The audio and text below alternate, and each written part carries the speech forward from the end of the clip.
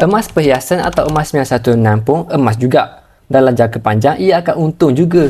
Cuma persoalan masa sahaja berapa lama perlu tunggu untuk untung. Jadi, kenapa ada yang cakap rugi? Rugi jika emas perhiasan tu anda beli untuk pelaburan tapi tak berminat untuk nak pakai. Tujuan emas perhiasan atau barang kemas ni adalah untuk berhias, untuk naikkan seri atau nak cantikkan pemakainya dan bukannya untuk pelaburan. Jadi harganya biasanya lebih mahal disebabkan kos upah. Lagi cantik, lagi unik design dan bentuk emas tersebut, lagi mahal lah kos upahnya. Kedai emas juga boleh manipulasi kos upah ni untuk main harga. Jika emas pelaburan, memang harganya berdasarkan berat je. Tapi emas perhiasan, selain dari berat, mereka boleh main harga pada kos upah. Sebab yang lain kenapa emas perhiasan rugi untuk dijadikan pelaburan adalah sebab spreadnya yang tinggi. Biasanya spread atau susut nilai emas perhiasan sekitar 20 hingga 40%. Anda perlu tunggu masa yang lama untuk untung. Manakala, spread emas 999 Pak Gold antara 6% hingga 9% je. Jika harga emas dah naik 10%, emas 994 Gold dah untung 1%. Tapi, emas perhiasan kena tunggu harga emas naik lebih 20% baru untung. Jadi,